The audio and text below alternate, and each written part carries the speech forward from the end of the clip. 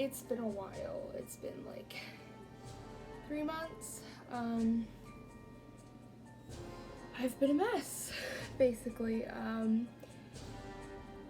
My knee's been bad. I've just been sick on and off, and I want to change up my content, which is why we're here today. So I've been kind of obsessed with like unsolved like murder cases or disappearance cases and paranormal stuff, and I'm really passionate about it.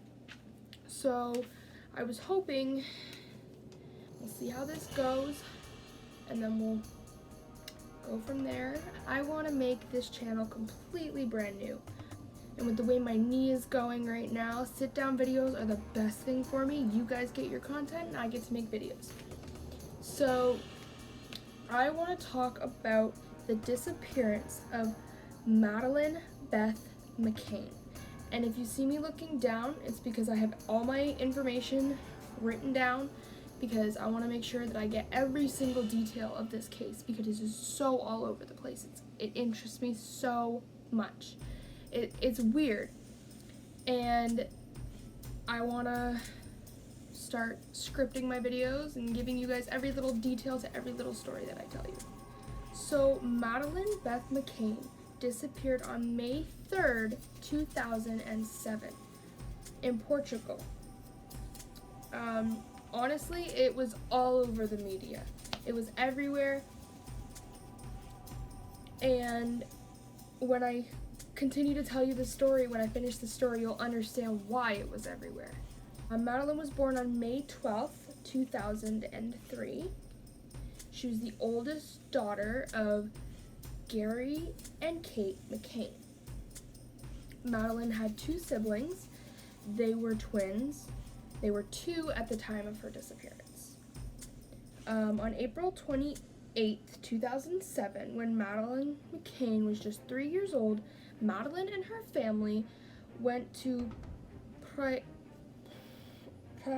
de Luz, Portugal. I think that's how you say it. I could be totally wrong. Don't quote me on that. For 1 week of vacation. They were staying at the Luge Ocean Club in a 2-story ground level apartment. So this wasn't a real hotel. It was more like you rent an apartment for a week, however they did it. They have a pool and like a nice restaurant. It had all those resort amenities, but you rented from the exact owners who owned this apartment complex, I guess. So on vacation, the McCanns were joined by 7 of their friends. They also brought their children on this trip. So there were plenty of them on this trip. Now, for the start of this vacation, the McCanns and their friends had a very strict schedule. They followed as far as the children's bedtime, the adult dinner, and what I mean by this is at 8 p.m. every night,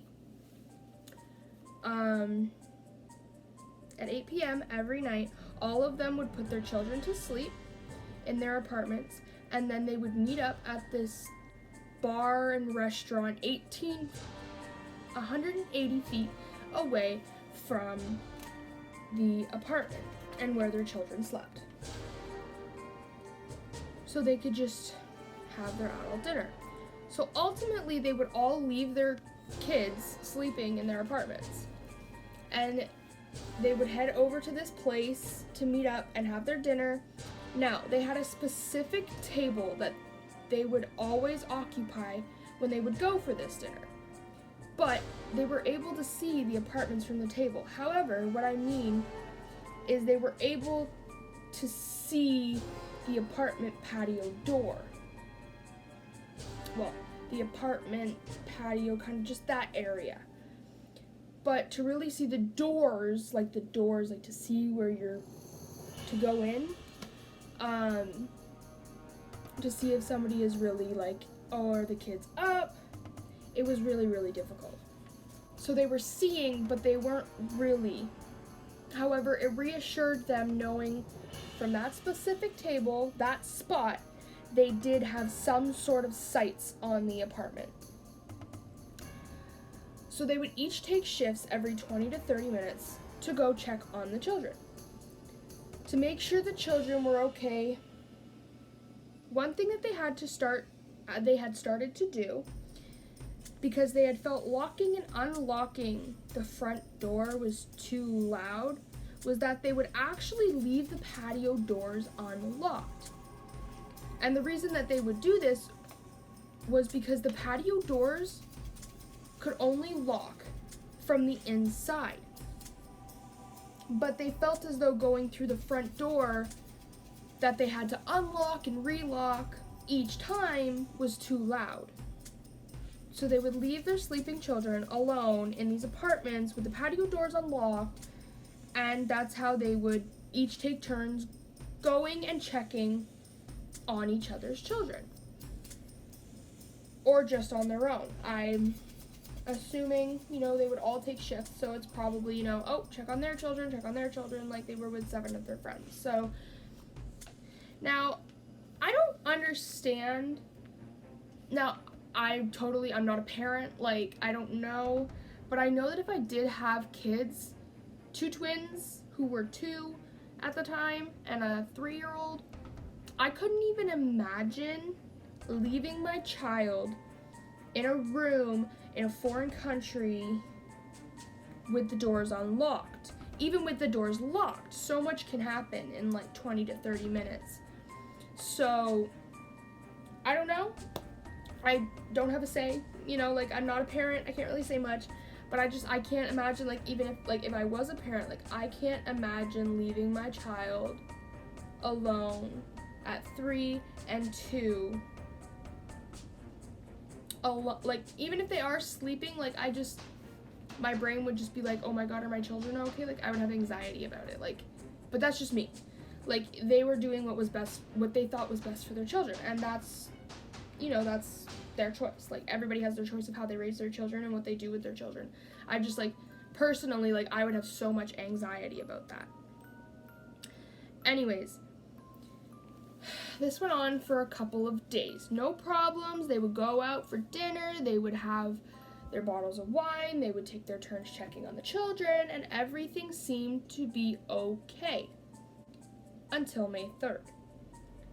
Just a couple of days into their vacation. Now, the entire day seemed to be very normal. Madeline spent some time at the pool with her family. I'm going to insert a photograph here. It was the last photo taken of Madeline McCann. But the whole day just went as every other day prior to it. And at 8:30 p.m., the McCanns and their friends went on their dinner, leaving their children in the apartments unattended. Now, at 8:55 p.m., one of the friends, his name was Matt, was the first to do rounds checking on the children. He went, checked on the children, he came back reporting everything was okay. And they continued their dinner. Now, at 9:05, Madeline's dad, Gary McCann, went to go check on the children, and claims that when he went to check on the children, he recognized that the door to the bedroom in which his children were sleeping in was a little more open than they would normally leave it. But he really didn't think much of it. As he looked into the room, he saw the twins sound asleep, he saw Madeline sound asleep, and everything seemed to be perfectly fine. So he kind of just forgot about the fact that the door was a little bit more open than it should have been. But he went back to report that everything was okay. On Gary's way back to the restaurant from the apartments, after his check, he ran into a tourist on the resort. He knew him by the name of Jeremy, and they began to talk for a little bit. Now, at the same time Gary and Jeremy were talking, one of their friends from the table, from the dinner, by the name of Jane Tanner, was actually going to check on her children. it was her turn. Now, she claims that Jerry and Jeremy were speaking together but never saw her. However, Jane claims that up the street she saw a man carrying a little girl in his arms who seemed to be asleep, or something of the sorts. She was just kind of hanging in his arms. She was blonde hair. She had blonde hair. She was young, and she was wearing pink pajamas. She didn't think much of it in that moment because Jerry had just checked on the children. And I mean, on vacation, often people carry their children to bed. It wasn't really an alarm for her whatsoever. And she returned back after checking on her children, and the only thing she found slightly odd about the situation was he appeared to be walking away from the apartments, not towards the apartments. But I mean, other than that, she just assumed it was a father carrying his child to put her in bed, or like something along the sorts of that, because you don't really think like, oh, all of a sudden, you know, this kid looks kind of similar to your friend's kid. Like, I get, like, you know, you're on vacation, and everybody who's kind of there is on vacation. The only thing that was a little weird was that he was carrying his kid away from the apartments instead of towards them. It's the only thing that was weird. Okay, so at 10 o'clock p.m., Kate McCann went to check on Madeline and the twins, and she claims she got into the apartment building that everything was fine. But it was very silent. It was extremely silent. It seemed to her that everything was okay, until she noticed the same thing her husband did, was that the children's bedroom door was open a little bit more than it should be, or that they'd normally put it. But she just assumed that one of her friends who had checked on the children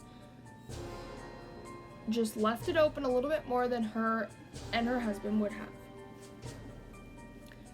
So she walked over to shut the door, not fully, but to where they would normally do it, when the door kind of slammed shut as though a gust of wind had caught it. Now, when Kate McCann opened the door, she realized the window in the room in which her 3 children were sleeping was open. She adjusted her eyes without turning on a light so she wouldn't wake up her children, and realized that Madeline was not in her bed. Her initial instinct was that Madeline had perhaps gotten up to go look for her and Gary, as a small child would in a foreign country. Like, she's 3 years old, she went to check their room, and Madeline was nowhere in sight, and Kate McCann instantly knew her daughter had been taken. Now, I'm going to insert a clip here of Kate McCann recalling these moments leading up to realizing her daughter had been taken. What was the exact moment, let me ask you, Kate, when you realised Madeline had gone? Well, I went back to do a check at 10 o'clock, and I went through the patio doors at the back, and I listened for a minute in the living room, and it was all quiet. And I just noticed that the door to the children's bedroom was quite far open, and we always leave it just so it's slightly ajar, just to let a little bit of light in. And I thought to myself, did Matt leave the door open at 9:30? Because Matt checked on them at 9:30.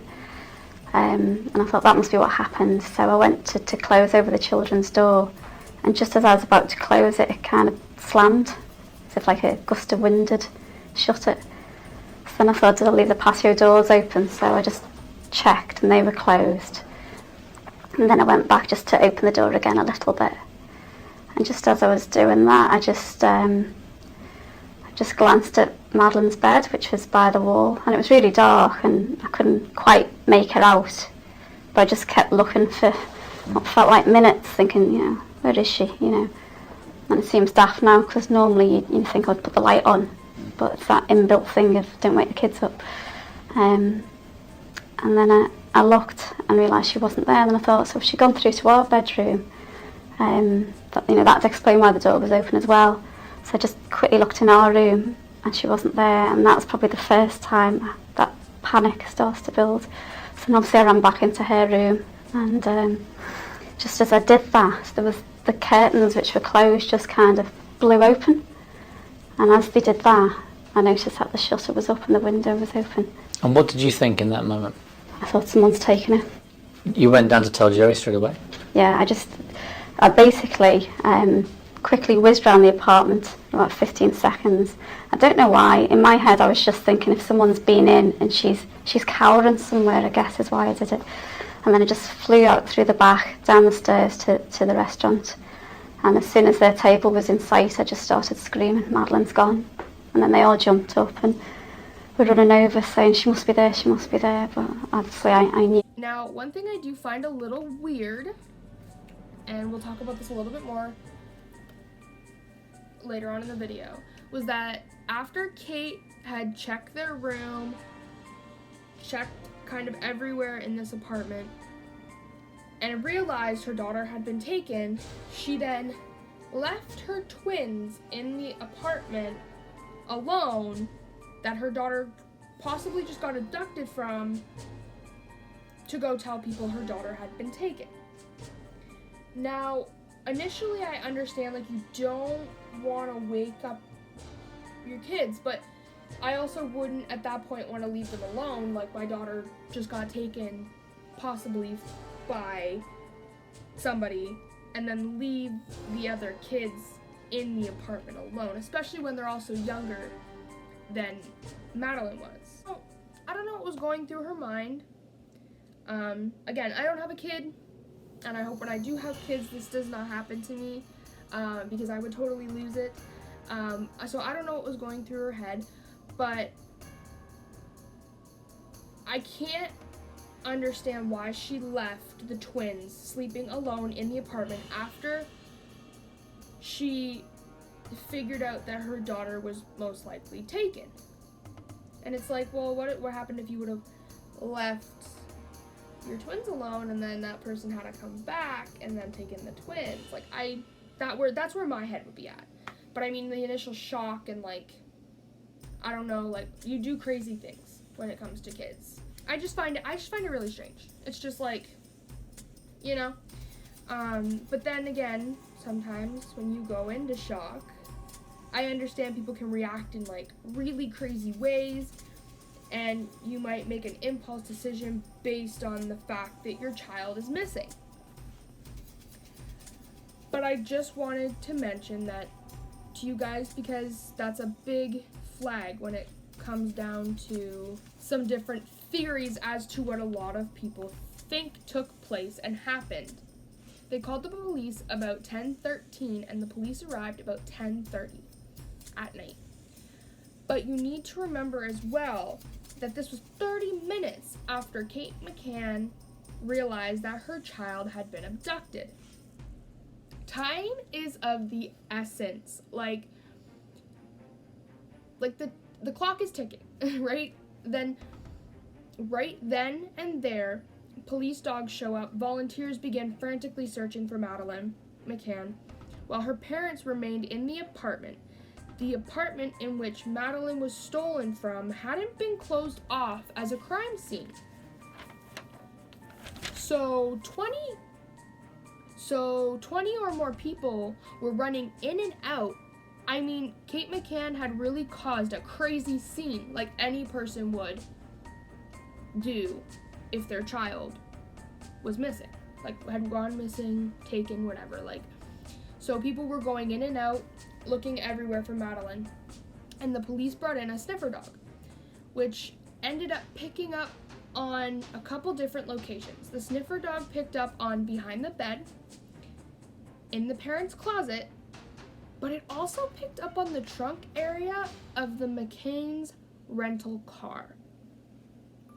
Now, cadaver dogs are essentially known as human remains dogs. They are trained to find dead human remains. So some people believe Madeline McCann had actually been killed inside the apartment or on the resort premises So the fact that so many people had come in and out of the McCann's apartment before it had been closed off as any sort of crime scene may have been extremely detrimental to solving the disappearance of Madeline. Now, on top of that, roadblocks had not been put up into place until 10 a.m. the next day. On top of that, roadblocks had not been put up till 10 a.m. the next day. Border guards were not informed for hours, and they did not put out a global missing persons alert for 5 days. So all those factors mixed in with the fact that the crime scene, well, potential crime scene, may have been tampered with, were just, very overwhelming things for the public to swallow, in a sense of maybe it would have turned out differently. Maybe they would have discovered what had happened to Madeline had things have been followed properly. Now, an Irish couple named Martin and Mary Smith actually came forward and had said that the night of Madeline's disappearance, around 10 p.m., they had seen a man carrying a blonde little girl around age 3 or 4. She was blonde and she was wearing pink pajamas and her skin was very, very pale. And they said they saw him carrying her towards the beach. Now, this kind of coincides with what Jane Tanner said. So this information sparked the police's attention. Now, Martin and Mary Smith described the man as not looking like a tourist, around 5'7", 5'8", and in his mid-30s. The police searched non-stop for this man, but it was very unsuccessful. As they had never found the man, now the McCanns became suspects fairly quickly, both law enforcement and to the public. However, they were later cleared by the police of anything to do with their daughter's disappearance. But, however, they may have been cleared by the police, but many people still believed, and to this day believe, that Kate McCann and Jerry McCann had something to do with the disappearance of Madeline. Some people think some sort of accident had happened, and they tried to cover it up by staging an abduction, while some others think Gary McCann had given Madeline something in order to help her sleep, or to put her to sleep, while they went out and enjoyed their dinner, and perhaps she had some sort of allergic reaction or some sort of overdose. And when Jerry discovered this, and they made a quick decision to dispose of the body, or something of the sorts. Or perhaps the man Martin and Mary saw was Jerry McCann. Now, some people believe that their friends, like the friends of the McCanns, were involved, like actually in on it. Like, none of them wanted to get in some sort of trouble, so Jan Tanner had actually described what she had seen as Jerry McCann in order to coincide with some sort of story like the Irish couple. Many have came forward that Gary had never actually been talking to Jeremy when Jane Tanner walked by to check on her kids, that it was nothing more than just an alibi, so to speak. But for those who believe the McCanns are innocent, some people just believe that Madeline had just wandered off and met tragic fate. I mean, the patio doors were unlocked, but like I said earlier, Madeline was only 3 years old, just about to be 4. Could she have gotten out? There is like a possibility, but it's difficult to say. Some people think that due to these strict routines of the McCanns and their friends, I keep saying McCain. I'm very sorry. The McCanns and their friends. Somebody had caught on, and that there would be a 20-30 minute window to when some people would come and check on their children. So they had started to observe and time them, and then they abducted Madeline based off of the fact that they knew they had that 20 to 30 minutes where the children would be alone. And this leads into a theory that Madeline was stolen by a couple who couldn't have children, or she was sold to a couple that couldn't have children, or she was stolen by some sort of pedophile. There are so many theories. The fact that the place was unlocked, the children were unattended, the idea of a abduction is not that far-fetched, sad to say. Like, there were holes in the story.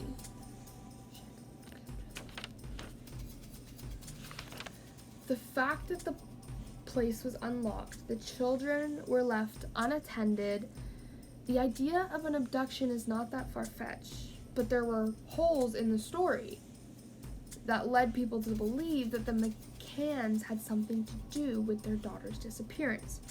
I'm going to insert a clip here of what Gary McCann said when he was asked if he had killed his daughter. Do you kill your daughter? No, never. And, there's nothing with any logic that could, you would have to start with why, how, when, who, and there's just simply, the answer to any of these things is there's nothing to suggest anything. So, no, that's an emphatic no. So I guess what he was trying to say here was that he would need some sort of motive or reasoning, and there was none. So it's kind of an outrageous claim.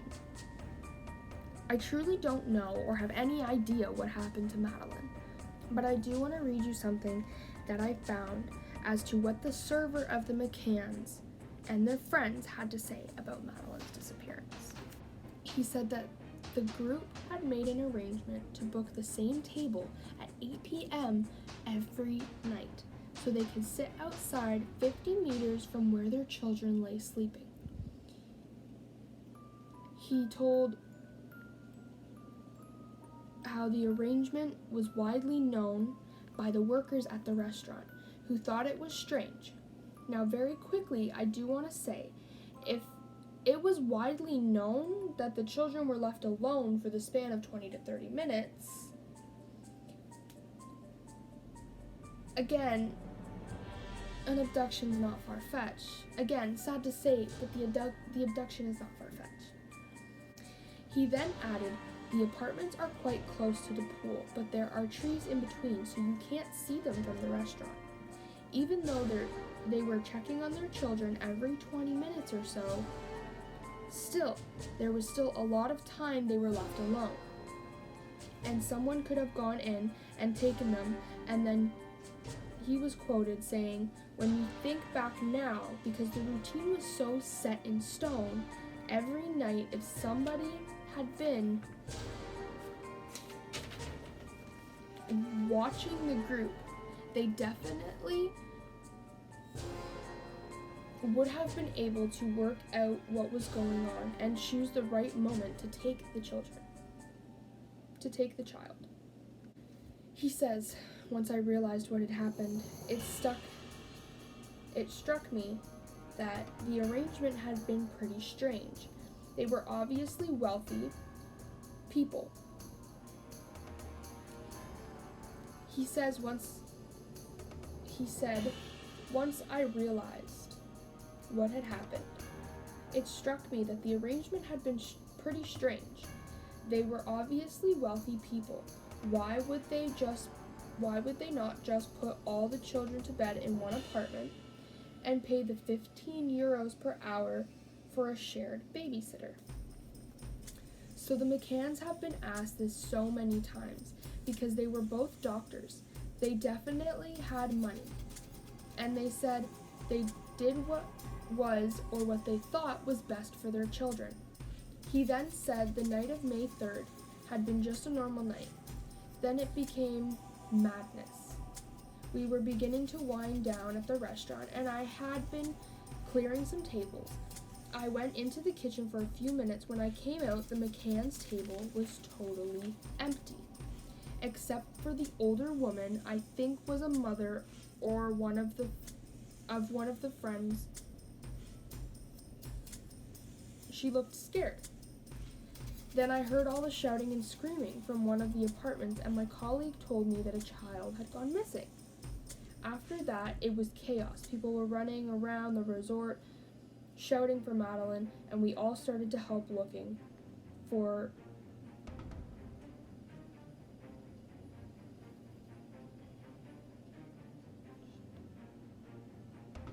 except for the older woman. I think she was a mother of one of the friends. She looked scared. Then I heard all the shouting and screaming from one of the apartments, and my colleague told me a child had gone missing. After that, it was chaos. People were running around the resort, shouting for Madeline, and we all started to help looking for her. I've never seen anything like it. Here's where it gets interesting and why I wanted to read this to you.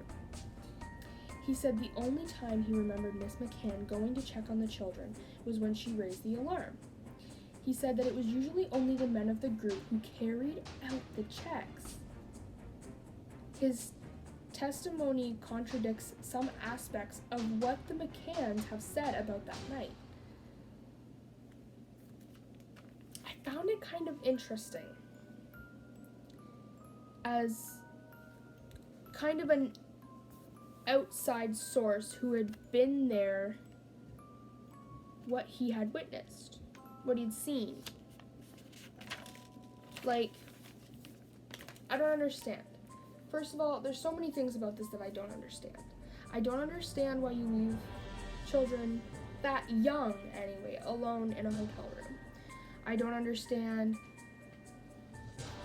why the police weren't called right when you realized she was gone. Like, why you had waited 13 minutes. Like, why didn't you just yell for her, like, in the room, like she would have known it was you, like you're her mother, she hears your voice all the time. Just, nothing really makes sense. Like, all this kind of just, it's all over the place, and I just don't get it. I would have so much anxiety leaving my children alone, even if they were old enough to be alone, but that's just my anxiety. But like, it just doesn't make sense. There's somebody who was just sitting there who has no motive or doesn't know this family, so like, why would he lie? And it just, there was really no motive for him to lie. He was just their server, like, and just there's so many theories and reasons of why they think that this specific case is so interesting. It's why I think it is so interesting, because there's so many theories. There's so many different people saying so many different things. Like, their friends were like, oh, this is what happened, but like, you're kind of in the circle, like, I guess, you know, take it seriously, like, when they say what happened, but like, if the stories are so in sync and they're saying the same things, like, it's so in sync, like, doesn't that raise for questions? Like, I'm not accusing them of doing anything. I'm just trying to figure this out. But it's so interesting to think that, like, they left their children alone. They're lucky that it was just Madeline that was taken. I mean, they're not lucky. It's really, really sad that she was taken, and people who do that really need to just not, like, they need to be in jail. But this was in 2007. And to this day, it is now 2019, and she has still not been found. Now, I know the percentage of finding children really, really late. They're either they've either been, you know, girls specifically, boys too, but like I know that of girls, if you don't find them soon, they're either dead or they're being used for sexual acts, or they've been sold to someone to be basically pimped out. And it's not cool, it's not a good thing, and it makes me really, really mad, because no child deserves that. But it's really interesting to think that people do this and what do they get out of it? Like, I don't understand. But I hope you liked this video. I'm really, really enjoying it. This is my first video and I'm already enjoying this. The research is hard because there's so many different things, like websites saying so many different things. So I'm going to do my best to pick the websites that I know are more true than others. I'm going to do my best.